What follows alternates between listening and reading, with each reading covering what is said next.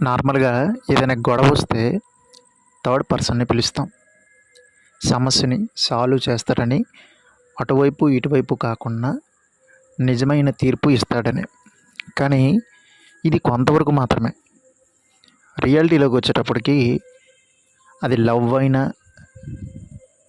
Before love అయినా, after marriage తర్వాత ఉన్న లవ్ విషయంలో అయినా సరే, పర్సనల్ విషయాల్లో థర్డ్ పర్సన్ అనేది ఉండకూడదు. ఆ ఇద్దరి మధ్యన బాండ్ పోతుంది. దీన్ని మనం ప్రాక్టికల్గా ఆలోచిద్దాం. నువ్వు నీ లవర్ ఉన్నారు. అది అమ్మాయి అయినా అవ్వచ్చు, అబ్బాయి అయినా అవ్వచ్చు. అమ్మాయి వైపు నుంచి చూస్తే ఒక అమ్మాయి తన ఫ్రెండ్ని పరిచయం చేసింది ఒక అబ్బాయికి. అబ్బాయిలు ఆల్మోస్ట్ కక్కుర్తి పడతారుగా. మరి ఈ రోజుల్లో శ్రీరామచంద్రుడు ఎవరు లేడు కదా, సో గోగాలని ట్రై చేస్తాడు. అక్కడ ఈగో రావచ్చు, లేకపోతే క్లాషెస్ రావచ్చు, అనుమానం పెరగవచ్చు. సరే మంచోడే అనుకుందాం. ఆ అమ్మాయి ఏమైనా తప్పుగా బిహేవ్ చేస్తే నెక్స్ట్ ఇప్పుడు ఒక అబ్బాయి అనుకుందాం. ఇప్పుడు ఒక అబ్బాయి ఒక అమ్మాయి అబ్బాయి వైపు నుంచి ఆలోచిస్తే అబ్బాయిని పరిచయం చేశాడు. అబ్బాయిని పరిచయం చేస్తే ఏమవుతుంది?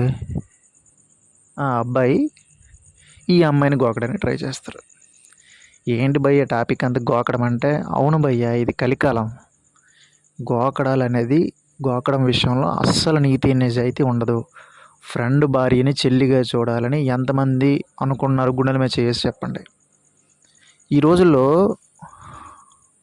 మీరు నమ్మరు, సిబ్లింగ్స్ అంటే లైక్ చిన్నాన్న కూతురు, అక్క, ఇలాంటివన్నీ ఇవే అసలు లోన్లీ ప్లేస్లో ఒక ఒంటరిగా ఉన్నప్పుడు వాళ్ళతోనే కూర్చోకూడదని చాలా సైకాలజీ బుక్స్ చెప్తున్నాయి. అలాంటిది మీ ఇద్దరి మధ్య ఒక థర్డ్ పర్సన్ని ఎలా తెస్తారు? ఒకళ్ళు తెచ్చారనుకోండి, అది ఎంతకాలం కాపాడుకోగలరు? పర్సనల్ విషయాల్లో థర్డ్ పర్సన్ అనేది కంప్లీట్ నిషిద్ధం.